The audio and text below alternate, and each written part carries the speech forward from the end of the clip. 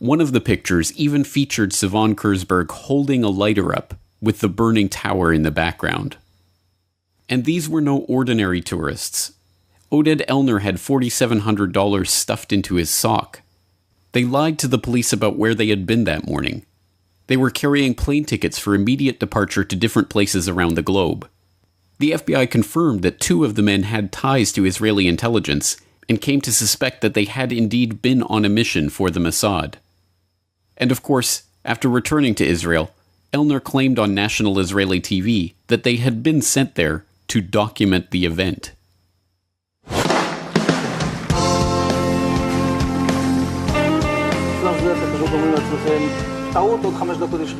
And at that point, we were taken for another round of questioning, this time related to our allegedly being members of Mossad.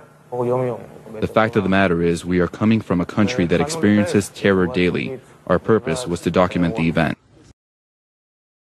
Their purpose was to document the event? But how could they possibly have known what event they were documenting at that point, before the second plane strike, when those few who even knew about the situation had assumed it to be an accident or pilot error? And when did they arrive at the parking lot to document the event anyway? The FBI reports show how the men gave confused and often conflicting accounts of when and how they learned about what was happening and when they arrived at the parking lot. Oded Elner even said they had arrived there shortly after 8 a.m., which would have been 45 minutes before the attacks even began. This is in line with one of the eyewitnesses that had placed their urban moving systems van at the parking lot at 8 a.m. How could they have been in place and ready to document the event unless they knew what was about to happen? Any way you cut it, this story is unbelievable. Men with documented connections to Israeli intelligence and working in the United States without appropriate permits were detained after having been caught celebrating the attack on the World Trade Center at a time when no one knew that the WTC strike was an attack. So surely these men are locked behind bars to this day, right? Surely they were transferred to Guantanamo and held without trial for 15 years as part of the war on terror, weren't they? No. They were immediately transferred to federal custody, held for 71 days, and then deported back to Israel. The owner of the urban moving systems company that had employed them, Dominic Suter, was investigated by the FBI too. They concluded that urban moving may have been providing cover for an Israeli intelligence operation, and even seized records and computer systems from the company's offices. When they went back to question him again on September 14th, he had fled back to Israel. And what about the dancing Israelis' pictures themselves?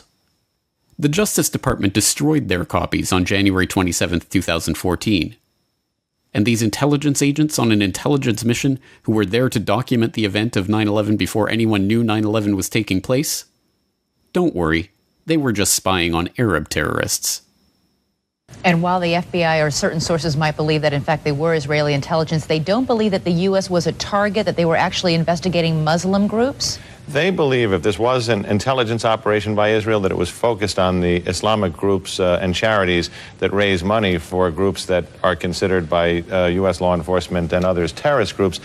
And you'll note that after September 11th, the U.S. moved on many of these groups with indictments, arrests, raids on their headquarters, something that hadn't happened prior to this. These are groups that Israel believes have been funding Hamas and other terrorist organizations. Groups that are responsible for most of the suicide bombings there.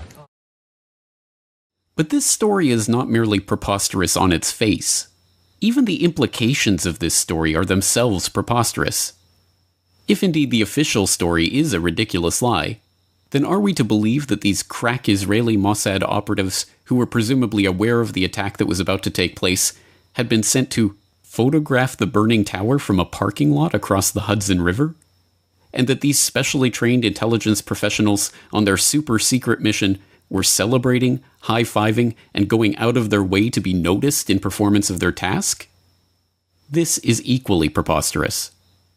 The only other possible conclusion is that these men were serving merely as a distraction, that they were not there to photograph for Israeli intelligence one of the most heavily photographed scenes in the world on that morning, but instead to be noticed and arrested as a way to divert attention from a much bigger and more sinister story. So if they were meant to distract from a bigger story, what story could that possibly be? It has been more than 16 years since a civilian working for the Navy was charged with passing secrets to Israel. Jonathan Pollard